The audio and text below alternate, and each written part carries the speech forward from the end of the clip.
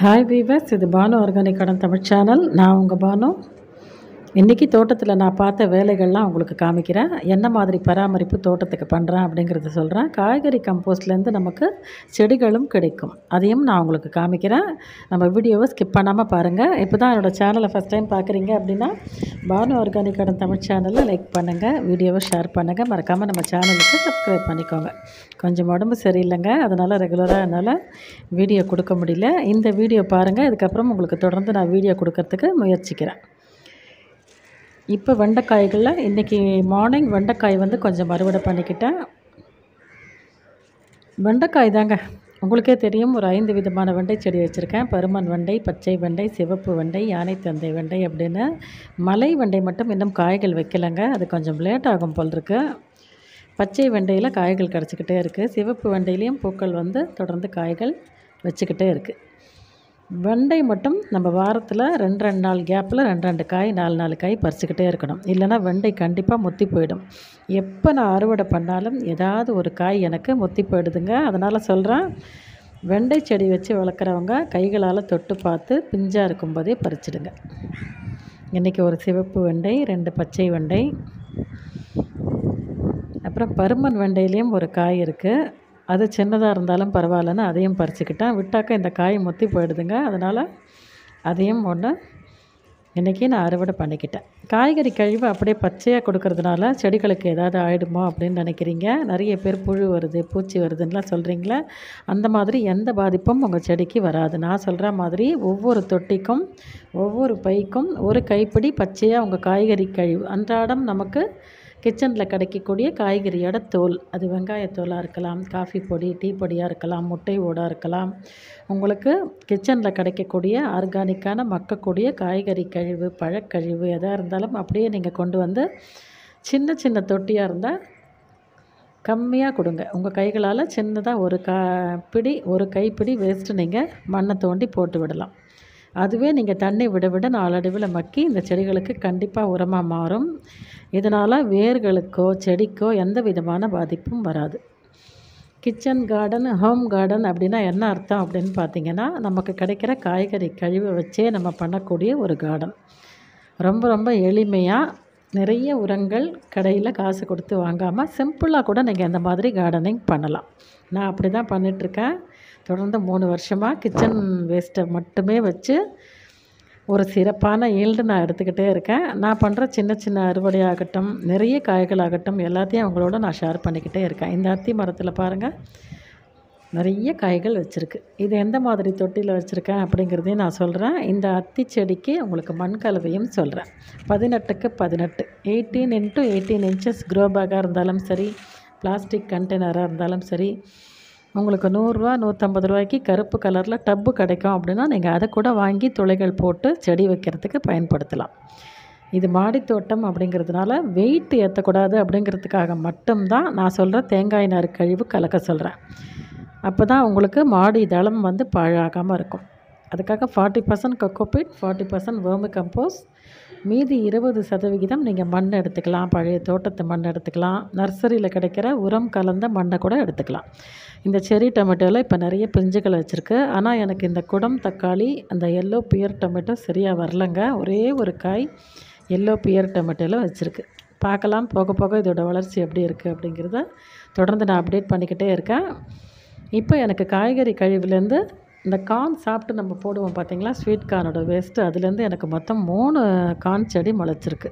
வீடியோவோட ஆரம்பத்தில் பார்த்துருப்பீங்க. கார்ன் செடி முளைச்சிருக்கு. தானாகவே முளைச்ச செடி கூட நமக்கு ஈல்டு கொடுக்குங்க.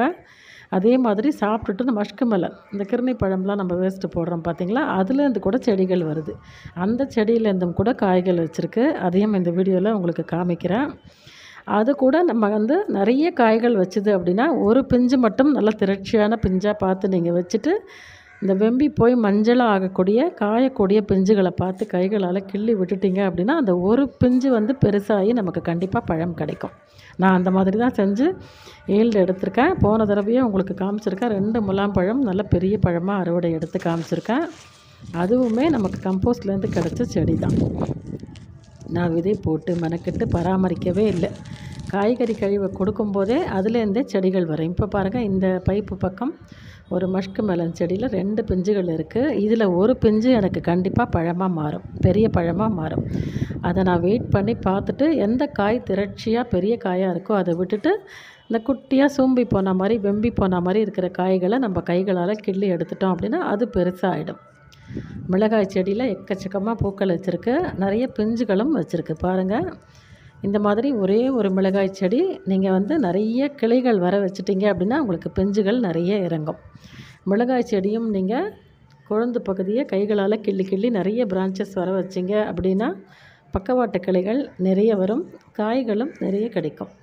மொத்தம் 3 செடி வச்சுருக்கேன் பச்சை மிளகாய் செடி. இந்த ஒரு செடி மட்டும் எவ்வளோ புஷ்டியாக இருக்குதுன்னு பாருங்கள். இந்த மாதிரி செடிகளை நீங்கள் புஷ்டியாக கொண்டு வந்துட்டீங்க அப்படின்னா பூக்களும் நிறைய வரும், பிஞ்சுகளும் நமக்கு நிறைய கிடைக்கும். இதுவும் ஒரு ஐடியா மிளகாய் செடியில். இங்கே ஒரு மிளகாய் செடி இருக்குது பாருங்கள், பின்னாடி ஒரு மிளகாய் செடி இருக்குது. மொத்தம் 3 மிளகாய் செடி இருக்குது. எல்லாத்துலேயுமே இப்போ தாங்க பூக்கள் வச்சுருக்கு. இந்த மழைக்கு அப்புறம் தோட்டம் ரொம்ப நல்லாயிருக்கு. இப்போ கூட 2 நாள் முன்னாடி சரியான மழை, நைட் டைமில் நல்ல மழை பெய்யுதுங்க, பகலில் நல்ல வெயில் அடிக்குது. இதனால் என்ன ஆகும்னு பார்த்தீங்கன்னா 2 நாளைக்கு நீங்கள் உங்கள் கார்டனுக்கு வாட்டரிங் பண்ணவே வேண்டாம். நீங்கள் நல்லா வெயிட் பண்ணி 2 நாள் கழித்து பண்ணால் போதும். கண்டிப்பாக நம்ம வந்து கொக்கோபிட் கலந்து வச்சுருக்கிறதுனால 2 நாளைக்கு இந்த செடிகள் ஈரப்பதத்தை இறுக்கி பிடிச்சிக்கும். அதனால் மழைக்காலங்களில் அவசரப்பட்டு நீங்கள் வாட்டரிங் பண்ணாதீங்க. இங்கே ஒரு பிஞ்சு பாருங்கள், இதுவும் ஒரு முலாம்பழம் கொடி. அந்த கொடியிலையும் ஒரு பிஞ்சு வச்சுருக்கு. மொத்தம் 3 முலாம்பழம் கொடி இந்த கம்போஸ்ட்லேருந்து எனக்கு தானாகவே முளைச்சிருக்கு. 3லேயுமே எனக்கு காய்கள் வந்திருக்கு. இதில் எத்தனை காய்கள் பெரிதாகி நான் பழமாக பறிக்கிறேன் அப்படிங்கிறதையும் தொடர்ந்து உங்களுக்கு நான் வீடியோவில் காமிச்சிக்கிட்டே இருக்கேன். இப்போ இது வந்து பந்தல் வசதி இல்லாததுனால அப்படியே செவுத்து மேலே ஏற்றி விட்டுருக்கேன் பாருங்கள். இதுலேயும் நல்ல திரட்சியான காய்கள் 2 இருக்குது. அதில் ரொம்ப திரட்சியாக இருக்கிற காயை விட்டுட்டு குட்டியாக இருக்கிற காயை நீங்கள் கைகளால் உடைச்சி எடுத்துடணும். மொத்தம் 3 முலாம்பழமாக அது கிர்னி பழமாக அந்த சின்னதாக இருக்கும் பாருங்கள், அந்த பழம். அதுக்கு நீங்கள் என்ன சொல்லுவீங்க பேர் அப்படின்னு கமெண்ட் செக்ஷனில் சொல்லுங்கள். அந்த பழம் விதை தான் நம்ம சாப்பிட்டு போட்ட பிறகு தானாகவே நமக்கு இந்த மாதிரி காய்கள் கிடச்சிக்கிட்டே இருக்கும். அதனால் காய்கறி கழிவை தயவுசெய்து வெளியில் கொட்டாதீங்க. இந்த நித்தியமல்லி செடி ரூட் பாண்ட் ஆகி நம்ம பிரித்து வச்ச செடி இப்போ எவ்வளவு கிளைகள் வந்திருக்கு, நிறைய மொட்டுக்கள் வச்சுருக்கு. மாடி தோட்டத்தில் நம்ம வந்து கொழுந்த கிள்ளி புஷ்டியாக செடியை நம்ம கொண்டு வந்துட்டோம் அப்படின்னா நிறைய மொட்டுக்கள் வைக்கும். எனக்கு பந்தல் வசதி இல்லை அப்படின்னா நம்ம செடியாக கூட அதை பராமரித்து வளர்க்கலாம். ஒரே ஈவனாக நீங்கள் கட் பண்ணி விட உங்களுக்கு பக்கவாட்டு கிளைகள் நிறைய வச்சு நிறைய மொட்டுக்கள் வைக்கும். இந்த பக்கமும் ஒரு கிர்னி பழம் இருக்குது. இதுலேயும் 2 காய்கள் இறங்கியிருக்கு பாருங்கள். இதுலேயும் ஒரு காய் நமக்கு கண்டிப்பாக பழமாக மாறும். அதனால் கண்டிப்பாக காய்கறி கழிவை எல்லாருமே தூக்கி கொட்டாமல் அதை வச்சு இந்த மாதிரி ஹோம் கார்டன், கிச்சன் கார்டன் ரொம்ப சிம்பிளாக பண்ணுங்கள். தொடர்ந்து உங்களுக்கு கம்போஸ்டிங்கில் ஏதாவது சந்தேகம் இருந்ததுன்னா கமெண்ட் செக்ஷனில் பதிவிடுங்க. வேறொரு இன்ட்ரெஸ்டிங்கான டாப்பிக்கோடு நான் உங்களை மீட் பண்ணுறேன். மறக்காமல் நம்ம சேனலுக்கு லைக் போட்டுருங்க, வீடியோவை ஷேர் பண்ணி விடுங்க. இது வரைக்கும் சப்ஸ்கிரைப் பண்ணாமல் பார்க்குற நண்பர்கள் கண்டிப்பாக சப்ஸ்கிரைப் பண்ணிவிட்டு பாருங்கள். ஓகே வீவர்ஸ், தேங்க்ஸ் ஃபார் வாட்சிங்.